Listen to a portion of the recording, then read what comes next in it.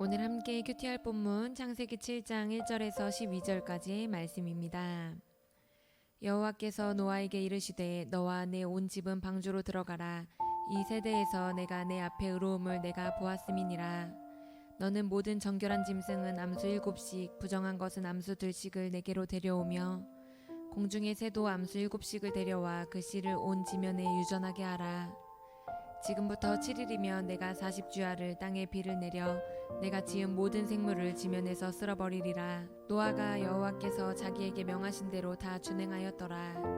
홍수가 땅에 있을 때에 노아가 600세라. 노아는 아들들과 아내와 며느리들과 함께 홍수를 피하여 방주에 들어갔고 정결한 짐승과 부정한 짐승과 새와 땅에 기는 모든 것은 하나님이 노아에게 명하신 대로 암수 2씩 노아에게 나와 방주로 들어갔으며 7일 후에 홍수가 땅에 덮이니 노아가 600세 되던 해 둘째 달 곧 그 달 11의 날이라. 그날에 큰 기품의 샘들이 터지며 하늘의 창문들이 열려 40주야를 비가 땅에 쏟아졌더라.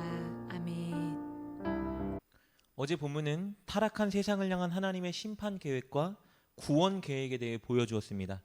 하나님은 홍수를 일으켜 세상을 향한 심판을 계획하셨고 동시에 그 심판에서 의인과 동물들을 구원하기 위해서 노아에게 방주를 만들라고 명령하셨습니다. 하나님의 이 계획도 놀라웠지만 더 놀라운 것은요, 노아가 하나님의 명령에 순종했다는 것입니다. 무려 120여 년간 그는 하나님의 말씀에 순종해 배를 만들었습니다. 오늘 본문은 방주가 완성되자 계획한 일들을 실행하신 하나님의 모습을 다루고 있습니다. 그 과정을 통해서 본문은 우리에게 두 가지 인상적인 모습을 보여주는데요. 첫 번째 인상적인 모습은요, 말씀을 지키시고 실행하시는 하나님의 모습입니다. 하나님께서는 당신께서 예고하신 모든 말씀을 그대로 행하시고 또 약속을 지켜주셨습니다. 하나님은 우리가 살펴본 어제 본문 창세기 6장 17절에서 땅에 홍수를 내려 이 땅을 심판하겠다고 말씀하셨습니다. 그러나 이 홍수는 당시에 전혀 가능성도 없어 보였고 불가능한 일처럼 여겨지는 것이었습니다. 오늘로 치면 하나님께서 판타지 소설이나 나올 법한 일을 말씀해 주신 거예요. 그런데 노아가 방주를 다 완성하고 그와 모든 짐승이 그 방주에 탑승하자 하나님 실제로 이 땅에 홍수를 내리셨습니다. 6절 말씀입니다. 홍수가 땅에 있을 때에 노아가 600세라. 본문은 이렇게 하나님의 말씀이 성취되었다는 것을 강조하기 위해 홍수가 땅에 덮인 것을 조금 더 자세히 묘사해 줍니다. 우리 11절과 12절 말씀입니다. 노아가 600세 되던 해 둘째 달 곧 그 달 열일의 날이라. 그날에 큰 기쁨의 샘들이 터지며 하늘의 창문들이 열려 40주야를 비가 땅에 쏟아졌더라. 하나님께서 땅속에 흐르고 있던 모든 물샘도 터뜨리셨고 그리고 하늘에서 강한 비를 40일 동안 내리셨습니다. 일부 학자들은 이때 하늘 위에 있던 물, 즉 궁창 위에 있던 물충이 다 쏟아져 내렸을 것이라 추측하기도 합니다. 이렇게 하나님은 말씀하신 대로 홍수를 일으키셨습니다. 그리고 노아에게 약속한 대로 그와 그의 가족들을 구원하셨습니다. 하나님은 이렇게 당신께서 계획하신 일을 반드시 준행시키는 분이십니다. 그렇기 때문에 눈앞에 하나님의 말씀이 당장 이루어지지 않는 것 같아 보여도 우리는 늘 하나님의 말씀을 신뢰하며 말씀을 준행해야 합니다. 이렇게 본문은 첫째로 계획을 반드시 실행하시고 약속을 지키시는 하나님의 모습을 부각시키고 있습니다.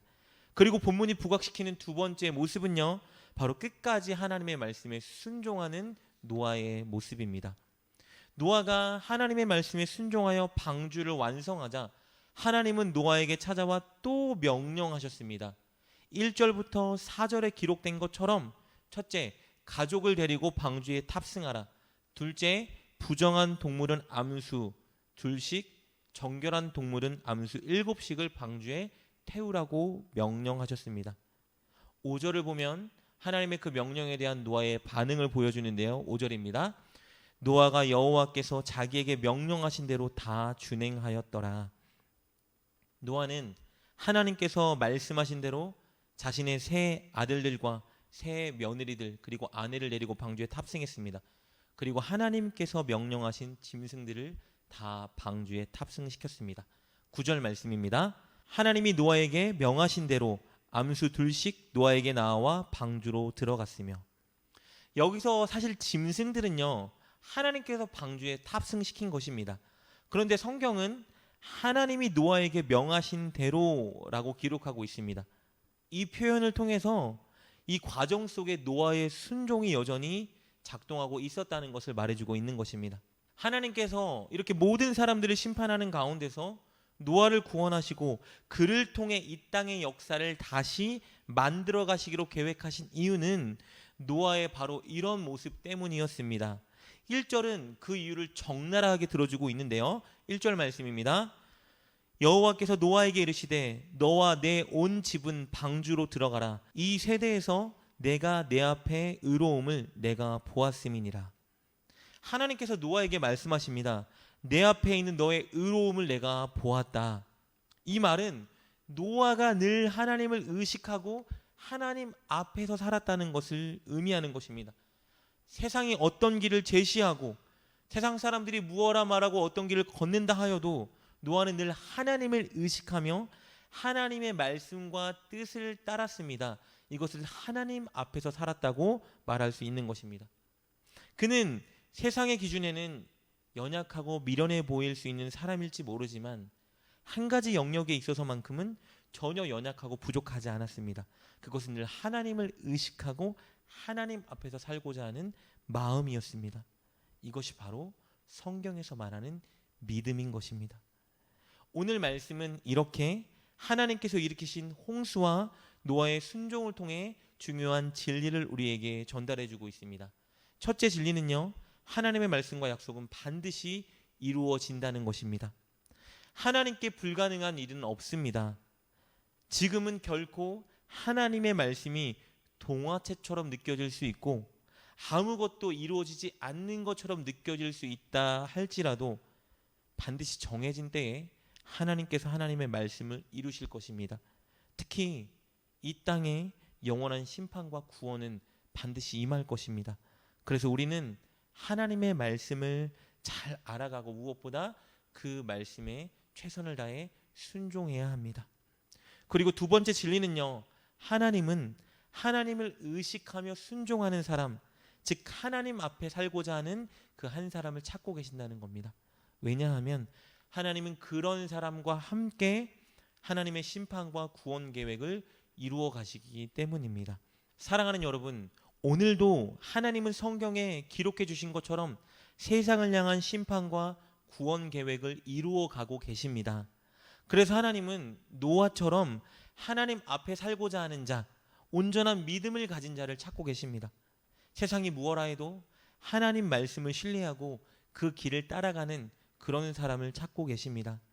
세상을 향해 하나님이 계시다는 것을 하나님께 순종하는 삶의 태도로 보여주는 그런 사람, 그래서 가족과 세상을 구원의 방주로 인도할 수 있는 그런 사람을 찾고 계십니다. 저와 여러분이 하나님이 찾으시는 그런 사람이 되었으면 좋겠습니다.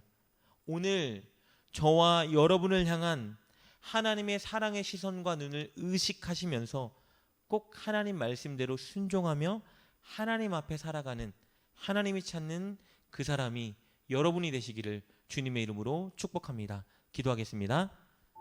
하나님, 우리를 구원해 주시고 또 세상을 향한 심판과 구원의 도구로 선택해 주셔서 감사합니다. 그것을 위해 늘 하나님을 의식하며 사는 자가 되게 하여 주옵소서. 하나님 뜻과 말씀에 끝까지 순종하고 그리하여 삶으로 옳은 길을 보여주며 가족과 이웃을 구원의 방주로 이끄는 우리가 되게 하여 주옵소서. 예수님의 이름으로 기도드립니다. 아멘. 오늘 말씀을 통해 깨닫고 결단한 것은 무엇입니까? 그것을 붙들고 하나님께 기도합시다. 그리고 그렇게 실천하며 하루를 살아가는 여러분 되시길 주님의 이름으로 축복합니다.